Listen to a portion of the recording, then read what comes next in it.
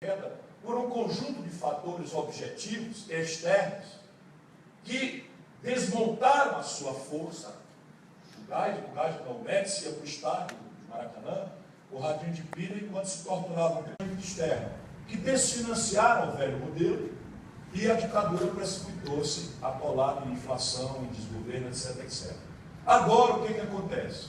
O Brasil tem um modelo de economia que exauriu-se no ano 1980, eu estou arbitrando para discutir, que era um modelo em que praticamente havia uma grande convergência das forças esclarecidas do país. Era uma ideia de modernizar a economia. Modernidade econômica, na data, já não é mais tão verdade hoje, era símbolo de indústria. E o Brasil resolveu se industrializar em cima de uma base econômica que assentava sua economia na agricultura de subsistência e retirar excedentes exportáveis na monocultura do café e da cana-de-açúcar. Resumidissimamente, o que era o Brasil quando acabou a Segunda Guerra Mundial. 82% do nosso povo morava no campo e apenas 18% moravam na cidade. E a oligarquia rural começou a declinar sua importância relativa com a emergência no pós-guerra de uma elite urbana informada do ideário democrático modernizante, né, da emergência da América do Norte como potência industrial nova do pós-guerra, da substituição de valores antigos que a revolucionária Segunda Guerra Mundial provocou na humanidade inteira. Nessa data, nós então adotamos esse modelo, e o modelo, não vou falar de economia aqui, que é muito cacete, tanto mais em meio a shakespearianos, né? Mas é preciso entender isso, dessa origem, para entender o agora. E terminarmos, quem sabe, não em tragédia, mas com uma certa esperança na construção do futuro do nosso país.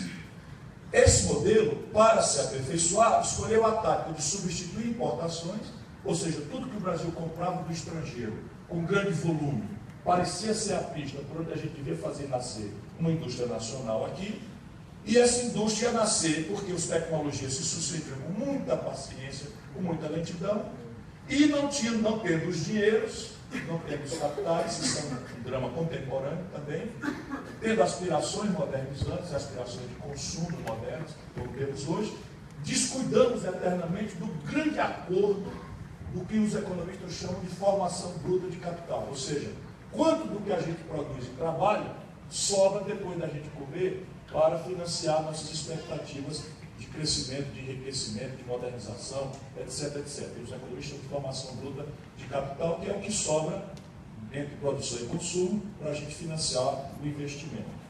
Lá no tínhamos, então, fundamos a ideia de dar um atalho de fundar o Brasil moderno, criar a nossa indústria, criar a infraestrutura correlata ao Brasil moderno, urbano que estava nascendo, criando uma lógica de endividamento. Na data, o endividamento externo, que não pode ser porque os capitais da data eram diferentes do que hoje se chama smart money, que é dinheiro eletrônico que arbitra ganhos relativos em tempo real, operando 24 horas por dia, garotos de 20 e poucos anos, invariavelmente, ou pelo menos muito frequentemente cheio de cocaína no nariz, operando videogame, tirando bilhão para cá, bilhão para lá, destruindo o país. Ninguém sabe ali o que é um emprego, nem o que é uma nação, nem o que é um balanço de pagamentos, não usar o país, substituindo importações com dinheiro dos outros, com um prazo barato, com tecnologia que demora muito a ser superada. A primeira geração, a segunda vai demorar 10 anos, 15 anos, a gente sai atrasado, que nem o Rubinho Barrichello, mas chega. Mas chega contemporâneo aí durante muito tempo, com o tempo do Rubinho Barrichello, teve esse tempo aí. Depois que o Rosberg chegou, que o amigo daí ferrou tudo, a tecnologia passa a se suceder. Esse modelo produziu o Brasil que temos. Para o bem, importante recuperar, 15ª economia industrial do planeta. Em 3 décadas e meia, nós saímos do nada e viramos a 15ª economia industrial do planeta Terra. É o experimento mais sofisticado na complexidade e na aceleração de desenvolvimento industrial da história do capitalismo moderno.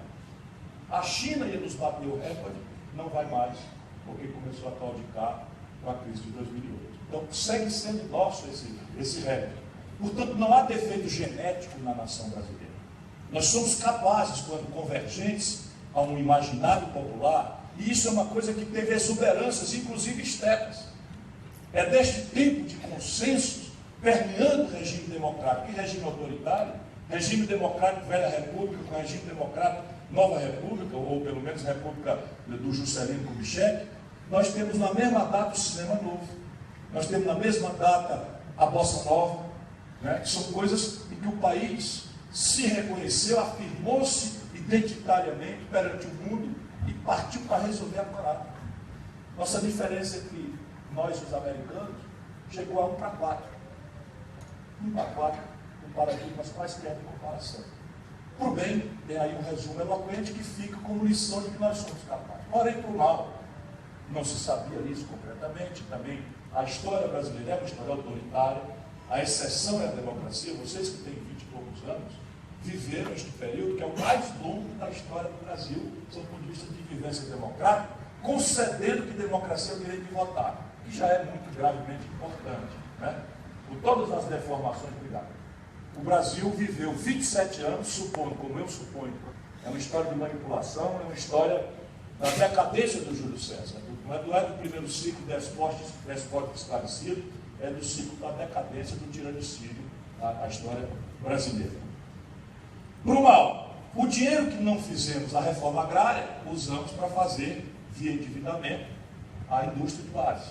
O dinheiro que não usamos para fazer o saneamento básico, o transporte de massa nas grandes cidades, os metrôs, etc., etc., enquanto a Paris estava fazendo isso na década de 20, Moscou estava fazendo isso na década de 30, né? Londres estava fazendo isso na década de 30, nós não fizemos até hoje. Fomos empatando esses dinheiros volumosíssimos na ideia de fazer o bolo crescer, como muitas aspas disso, para depois dividir. O Delfim Neto sistematizou essa frase, jovem, talentoso ministro da Fazenda do período Geisel, do período Médici, no auge da ditadura. E aí produzimos para o mal a mais desigual distribuição de renda do mundo. Entre todas as economias organizadas do planeta Terra, aquela que mantém, com todas as melhorias recentes, que agora estão regredindo aceleradamente, o Brasil mantém ainda os piores indicadores de concentração de renda do mundo. Este modelo, ao produzir essa contradição, morreu. Morreu por quê? Morreu porque, já indiciei aqui, os capitais que fundavam o financiamento disso mudaram de personalidade. Viraram, como eu já falei, smart money. Dinheiro eletrônico, caríssimos, etc. O símbolo disso acontece ali no princípio dos anos 80, final dos anos 70. E a outra questão é o ciclo tecnológico. Antigamente você passava 10 anos para mudar uma geração. Agora, a diferença entre um Pentium, não existe mais, um Celeron, vira piada. O que era, uma palestra minha 3 anos atrás, o exemplo de modernidade. Vocês não viram falando na superação da máquina de escrever, Hamilton, que meu pai tinha, né, que pesava 6,5 kg, e a minha máquina de escrever, Olivetti Lepra 22, que pesava 2,5 kg, mas tinha rigorosamente a mesma produtividade. Né? Que era como exemplificava essa paciência tecnológica. Pois bem, este modelo morreu, e morreu na mão da ditadura. De maneira que nós outros, cá do outro lado, não douramos a pílula. Não quisemos reconhecer nada de fato real, que não fora tudo isto é produto da ditadura. Por quê? Para realmente restaurar a democracia valia, não era uma mentira, provavelmente, mas mais grave do que restaurar a democracia, era o único consenso possível no pensamento progressista do Brasil, que segue sendo um drama. Porque o pensamento progressista não aterriza no adjetivo eu sou de esquerda, tu é de direita. Ou quem quiser ir para cima do muro, eu sou de centro-esquerda ou de centro-direita. Né? Não é que não haja aí nuances, há nuances. A questão básica é da economia política que se resolve. Existe ou não existe um imperativo moral superior que deve constranger o indivíduo a estar em comunidade cooperando para superar as desigualdades. Isto é que define de que lado nós estamos. Depois você tem a praxis. Né? Como é que se organiza se você está do lado do meu estou? Daqueles que consideram um imperativo moral de estar na vida. Cooperar no que estiver ao seu alcance, comunitariamente, não é com caridade, nem com solidariedade individual. Qualquer grosseiro, egoísta, sabe fazer, pode fazer e deve fazer, nada contra. Por exemplo, o luteranismo norte-americano é absolutamente pródigo nesta solidariedade individual. Valendo lembrar que quem não doar em vida paga 40%, 50% de imposto sobre heranças e doações. E aí fica mais simples a gente entender uma certa generosidade comunitária do Bill Gates. Né? Se eu esquentou o sangue, eu vou pedir permissão aqui. Fica apaixonado pelo auditório. Pois bem, se nós consideramos isso, entre nós brasileiros, o consenso do enfrentamento da ditadura só se bastava na agenda institucional. Qualquer outro debate sobre economia política, sobre o papel do Estado, qual o nível de intrusão do domínio econômico, era o dissenso absoluto. Porque nós tínhamos militantes da outra esquerda que defendiam, por exemplo, uma constituinte livre, soberana, democrática, sob o controle dos trabalhadores. E a gente ia esmerilhando para dizer, ó, vamos ficar no que é possível, né? Acabamos consensando por uma constituinte livre, soberana e democrática. Por uma anistia ampla, geral e restrita, sem perdão para os torturadores. E a gente vamos devagar, porque a força já está grande assim, vai tirando aqui essa parte e tal, vamos fazer uma anistia, deixa entrar, né? A partezinha, depois a gente resolve, vai aprimorando e tal. Enfim, essa é a transação à brasileira, que sempre foi mais ou menos avesso na elite, aos conflitos mais ruidosos, mais calorosos, lá no campo. Pois bem, entretanto, democratizado o país, o problema real explodiu no nosso colo, sem qualquer metáfora, a bomba do Rio Centro. Sabe o que? Né? A bomba da economia política em frangalhos explodiu no nosso colo. E ela se aperfeiçoou na proporção de que se apresenta uma inflação terrível. E o Brasil, especialmente os estudantes, precisam se libertar disso. O pensamento acadêmico brasileiro, nesse período, foi gravemente avassalado por uma reforma norte-americana. De maneira que os valores, as premissas, foram fazendo-se pasteurizadas a um ponto tal, que eu diria, na casa de Darcy Ribeiro, né, que o Brasil perdeu a capacidade de se pensar autonomamente. E isto aqui não é para amadores. Este lugar, esse país, mesmo ignorante, né, não é isto do que eu estou falando. O que eu estou falando é que o pensar brasileiro autônomo se dissipou.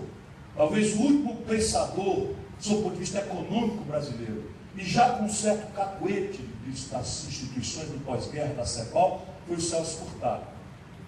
E a Conceição Tavares, com alguma rebeldia, mas com baixo nível de formulação. O que eu estou querendo dizer? A inflação no mundo inteiro, na história econômica, é uma doença da moeda. Mais ou menos como nós estamos assistindo agora. Mais ou menos. E sendo uma doença da moeda, vale para todos. Vale para o assalariado, que tem a mão para a boca, mas vale também para o empresário, que tem seus ativos corroídos pelo valor da inflação. O que é que aconteceu? E, portanto, contra ela, logo se instalam ou rupturas ou consensos liquidadores dessa inflação, qualquer que seja ela. Não existe história de 10 anos de inflação em nenhum lugar do mundo. Nós chegamos a quase 30 anos. Por quê? Porque no Brasil a inflação, pela esperteza das nossas elites, não era uma doença da moeda. Pelo contrário, era um tributo.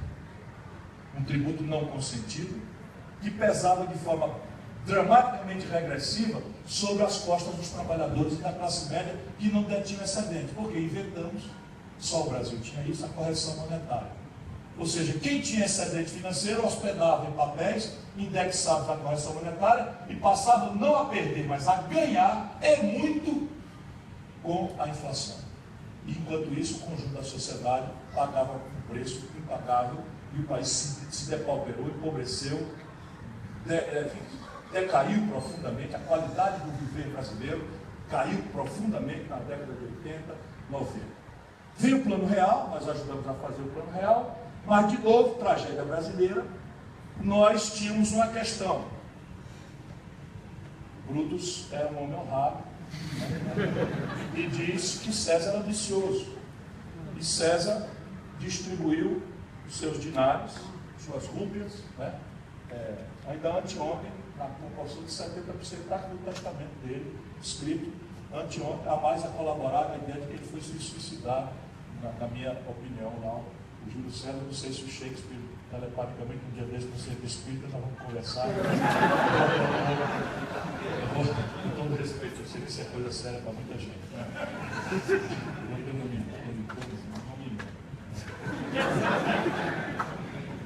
Bom, o fato é o seguinte, é que nós não resolvemos o problema. O Plano Real foi um truque que eu ajudei a fazer, um truque bem intencionado, um truque honesto, que basicamente tentava equacionar essa virada de opinião pública de Brutus para Júlio César em 15 minutos. Qual era a contradição? A inflação desmoralizava toda a política e todo o estamento político, qualquer que fosse ele. De maneira que o que vinha era a ruptura, era a negação. E a negação vinha simplificando o problema, não dourando a pílula, não deixando, porque era o seguinte, a culpa é dele, deixa que eu chuto, deixa que eu vou para lá, eu vou e resolvo. O resultado prático é que nós convencemos o Itamar Franco, um grande brasileiro, de que nós precisávamos fazer o truque, ou seja, chamar o Marco Antônio, né, organizar o adjetivo, que era o enfrentamento do curto prazo da inflação, encerrar o imposto inflacionário, reconstituir a legitimidade, finalmente chega ao tema, né, reconstituir a legitimidade operacional do poder político depauperado brasileiro, para então passar adiante a um projeto estratégico de nação que iria ter que consertar a nova equação.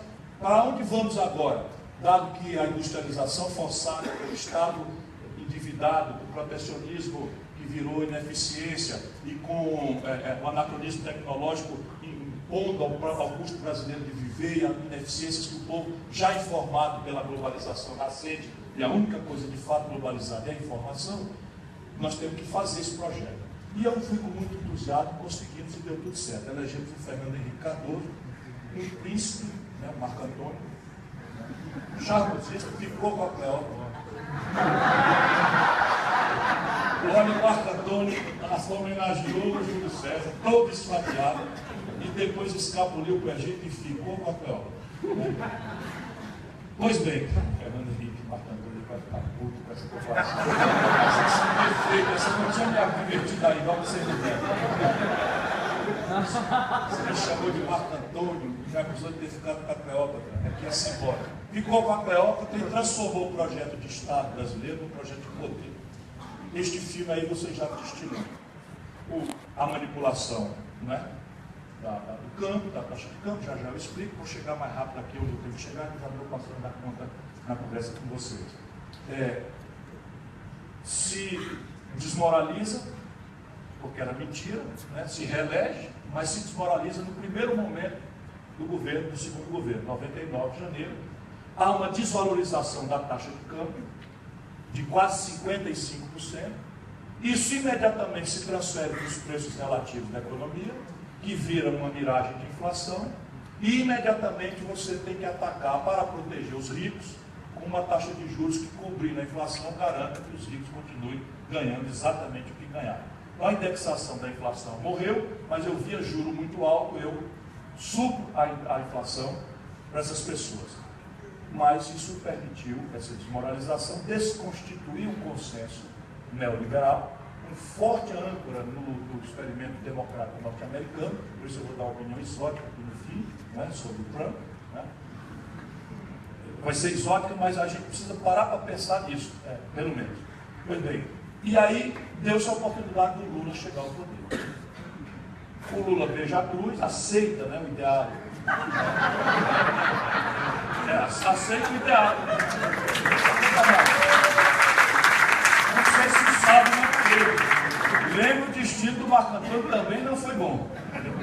Marco Antônio também se ferrou, acabou morto lá no Egito, né? Enfim, cortaram a cabeça dele para entregar para o Otávio, que depois puniu os outros lá, porque quem diria punir o Marco Antônio, não escapou ninguém, é uma tragédia ao grego também, essa do Shakespeare. Pois bem, dá-se a possibilidade do Lula chegar, e o Lula, ao beijar a cruz, que eu queria dizer, não era para fazer uma brincadeira. O Lula aceita, talvez com sabedoria, a história vai dizer, que não havia margem para o desenho estratégico de um novo modelo de economia política, e o que cabia era conservar o criptoconservadorismo, conservar, né? É muito conservadorismo para ser conservado, para se conservar no Brasil, né? E vamos tentar tirar desse beijar cruz alguma coisa para o povo. Pelo menos assim foi visto conjunturalmente. Eu estava lá, ajudei a fazer e aconteceram algumas coisas importantes. 3, eu vou destacar para a gente acelerar, eu estou preocupado com o tempo.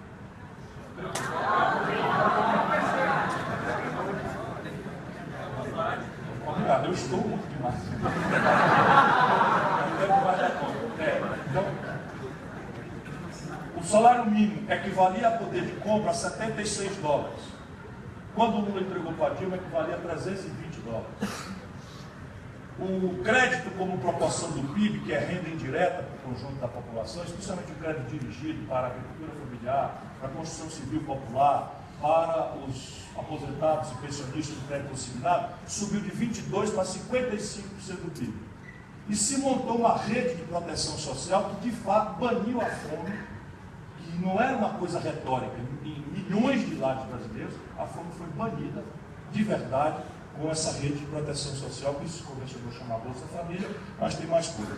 Aí, fora outros públicos, ProUni, FIES, enfim, tudo coisa, se você ver o ProUni, por exemplo, é basicamente a sanção de um erro estratégico, que o PCdoB leva a garotada a pensar que o Fernando Henrique vai privatizar as universidades públicas, vai todo mundo brigar contra a privatização, que nunca esteve em discussão, e o Fernando Henrique fragiliza os controles para a criação de universidades públicas privadas que acabam explodindo no Brasil. E aí viram que virariam, arapucas que não pagam imposto. Aí viram o Lula e faz o quê? Ao invés de meter a mão e resolver, o Lula pega e faz uma grande renúncia fiscal, sancionando a sonegação das grandes corporações de educação privada e transforma isso em bolsa. É alguma coisa. Né? Alguma coisa é. Né? Porque bruto segue sendo honrado. Alguma coisa é. Mas também expandiu as universidades. Obrigado. Eu estou junto também. E aí chega o seguinte, a Dilma se elege. Por que o Lula foi capaz de fazer, isso é os índices que está na inteligência do momento de hoje. Por que o Lula foi capaz de fazer isso? Se eu falei aqui, até puxei longa história, de que o modelo nacional desenvolvimentista, de industrialização forçada por capitais e endividamento, e com proteção, etc., se exauriu. Porque, por sorte, e a sorte também é um coadjuvante, né, do homem de Estado, das pessoas, o homem controla a sua sorte, mas, quer dizer, há uma frase que eu não sei se é de Shakespeare, mas se não for, devia ser, né? Minha não é. É que o trabalho obstinado prepara o terreno onde a mão insondável do destino semeia a sua semente. É uma frase mais ou menos assim. Então você prepara o destino trabalhando e o destino bem trabalhado ele acaba vicejando com mais coisa. Então o Lula teve sorte porque neste período a China emerge como grande potência consumidora, complementar as vendas que o Brasil tradicionalmente tinha de baixo valor. Então o Brasil passa a vender minério de ferro, que vendia 40, 50 dólares a tonelada, por 190 dólares a tonelada. Com os mesmos custos. O Brasil passa a vender um barril de petróleo, que vendia 35, 37, por 110 dólares o barril. O Brasil passa a vender soja por 70% do preço acima da tradição. Milho, a mesma coisa, etc, por causa da China. Então, aquele buraco, a conta do país como estrangeiro, que tinha quebrado os militares, que tinha quebrado o governo Fernando Henrique, é tapado artificialmente por um ciclo de preços artificialmente altos de commodities, que com a Dilma em 13 muda. Em 13 muda. E aí começa a nossa tragédia contemporânea. Primeiro grande e tenebroso convergência shakespeariana, uma crise internacional em 2008 que provoca a seguinte consequência: o preço do minério de ferro cai de 190 para 38 dólares, o preço do barril de petróleo cai de 110 para 30 dólares, e assim cai e despenca tudo. Quando isso cai, apresenta-se um desequilíbrio na conta do país com o estrangeiro em dólar. E nós precisamos dominar isso, transformar isso num assunto popular, Porque é claro que ninguém compra dólar por média, mas a gente come pão, come pizza. Como o Brasil não tem uma política agrícola e nem consegue produzir com suficiência trigo, a gente para ter pão e pizza paga trigo em dólar. Portanto, se eu precisava de R$2 para comprar em dólar de trigo, eu preciso de R$4 para comprar o mesmo dólar de trigo, o preço da pizza e de pão sobe. Eu não compro dólar, mas eu ando de ônibus. O principal insumo da passagem de ônibus é diesel. O Brasil, porque abriu mão pela prostração neoliberal de um projeto nacional, virou um exportador de petróleo bruto barato e um comprador de óleo diesel e gasolina e derivados de petróleo em dólar caríssimo. Então, se eu não compro dólar, não compro dólar, mas eu ando de ônibus. Se eu precisava de R$2 para comprar $1 de passagem de ônibus, e eu agora preciso de R$4 para pagar o mesmo dólar de passagem de ônibus, o preço da passagem de ônibus sobe. Lembra de 2013? Não é por 20 centavos, não sei o que e tal, mas aquilo ninguém quis entender, mas é todo o viver da população estava sendo impactado por uma mudança no perfil de renda. Então, mesmo os estudantes que foram, eles se incomodaram com os 20, ficaram amesquinhados, ou a grande mídia quis amesquinhar, o cara estava indo na rua porque ele estava brigando com 20, mas não era 20. Sabe o que aconteceu com o remédio? 80% da química fina brasileira são importados, porque não temos política nacional de ciência e tecnologia, abrimos mão de política industrial e de comércio exterior, e aí eu precisava de R$2 para comprar $1 de Tilenol, passa a precisar de R$4 para comprar o mesmo dólar de Tilenol. E assim, eletroeletrônico, passagem para Miami e tudo que quer direito. Passagem para Miami, né? Você não tem ideia de como tomou centralidade na expectativa de felicidade, a qual já denunciado aqui. Eu falei, ora, pô, o cara que eu quero ir para Disney, por que eu não posso ir para Disney? Né? E eu tenho o direito de ir para Disney, nada contra ir para Disney, né? Nada contra. E aí a turma pôde ir para Disney, 10 vezes sem juros, né? Tudo mentira, ia para Disney. Resultado, o câmbio, pumba, arrebenta e o cara desce daí, não vai ter ninguém.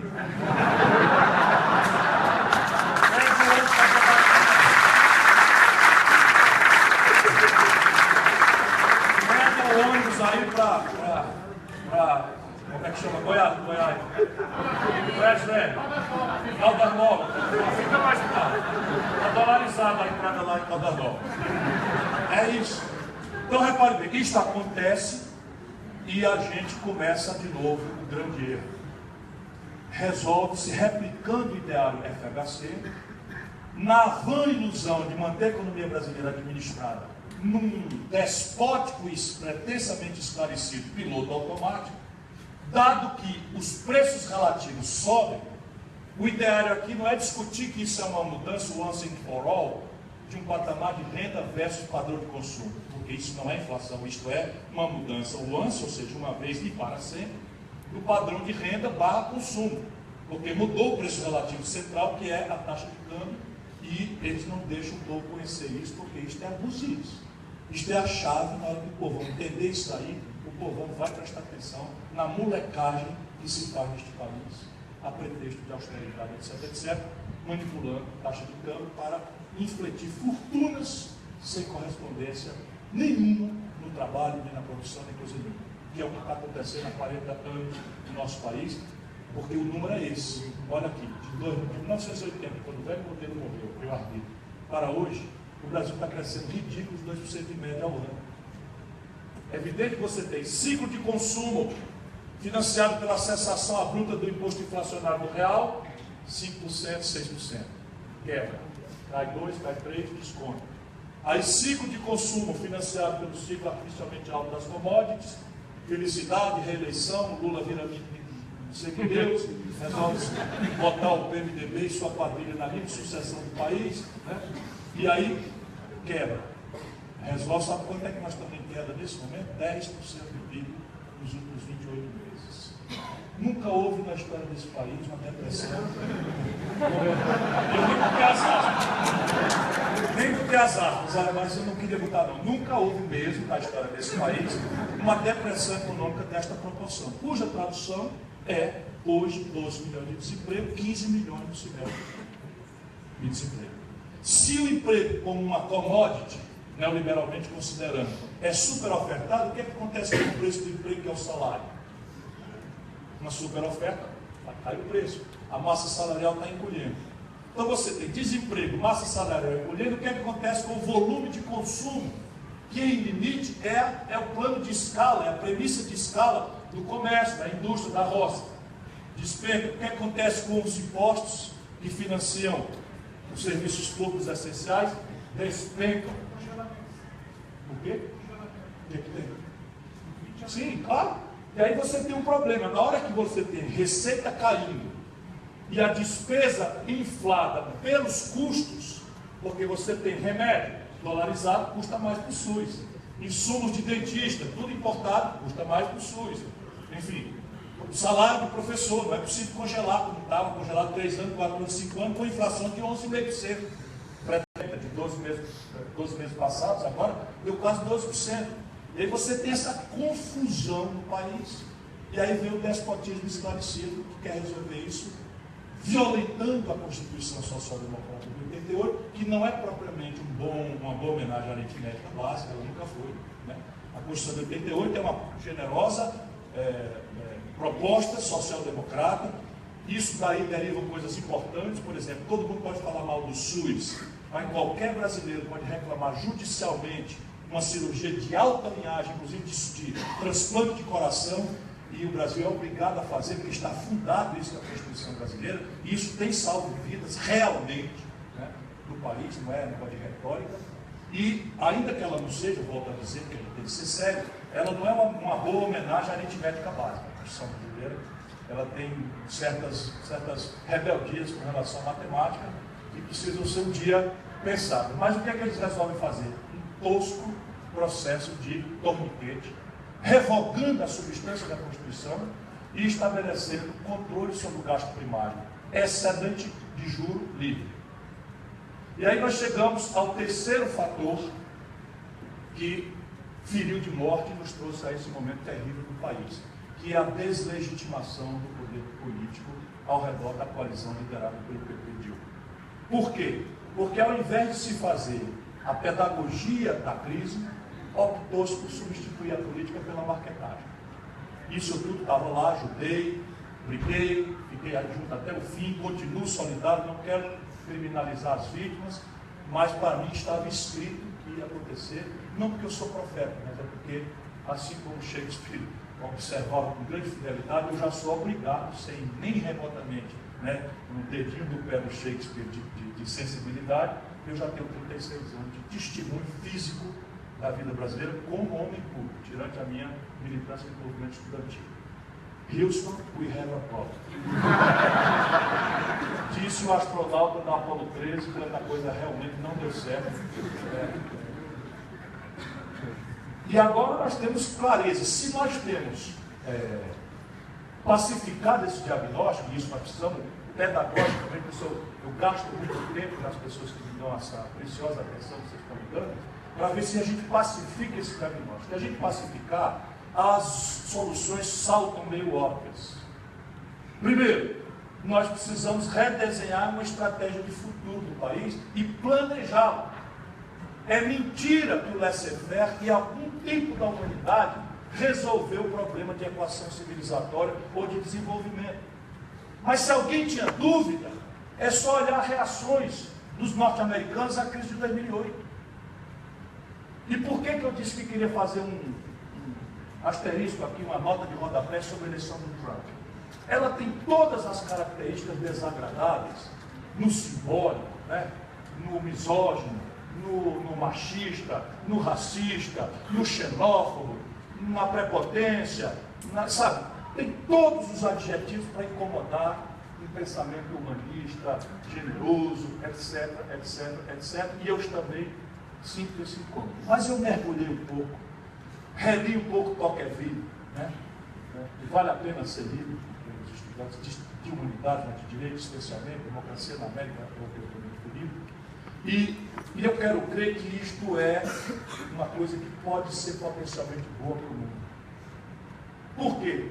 Porque a perversão neoliberal, a ideia do desmonte dos Estados nacionais, a ideia da redução dos Estados a uma dimensão mínima e do falso consenso de Washington de desentranhar o Estado de qualquer responsabilidade no domínio econômico, entregando todos os atos, fatos e destinos da humanidade ao entrechoque individualista competitivo das forças de mercado, nunca foi praticável, produziu uma perversão inominável em matéria de desigualdade e uma inestabilidade muito perigosa para a humanidade, tendo em atenção o que nós estamos vendo, por exemplo, na explosão do problema migratório na Europa, de cuja o Brexit é um sintoma constrangedor, a emergência de direitas xenófobas all over the world, inclusive no Brasil, no caso, também é um fenômeno que a gente tem que prestar atenção. Porém, a presença do Trump colocado ali é uma revolta do trabalhador branco, nacional, tudo anti-neoliberal.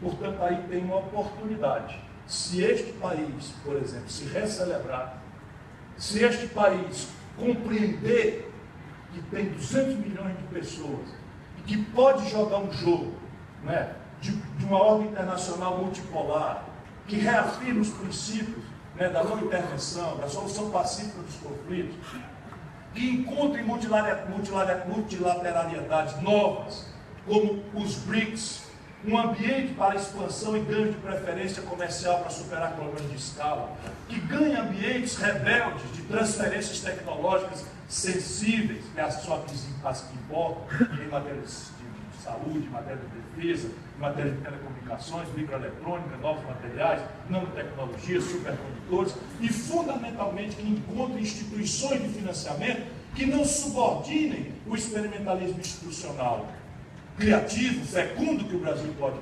pretender, num banco que não esteja obrigado a Bretton Woods, como o Banco Mundial e Fundo Monetário Internacional tem dado.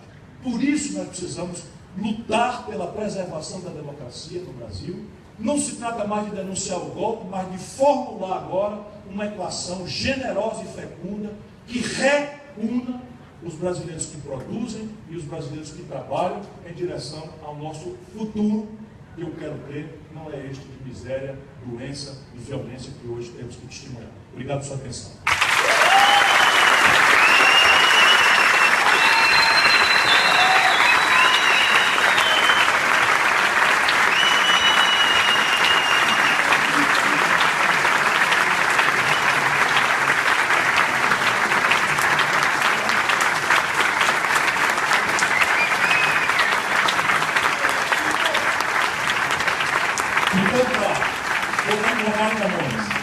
Passada esta tão próspera vitória e tornada Afonso a lusitana terra, a se lograr da paz com tanta glória quanto a soube ganhar na dura guerra, o caso triste e digno de memória, que dos sepulcros homens desenterram, aconteceu da mísera e mesquinha que depois de morta foi rainha. Chega.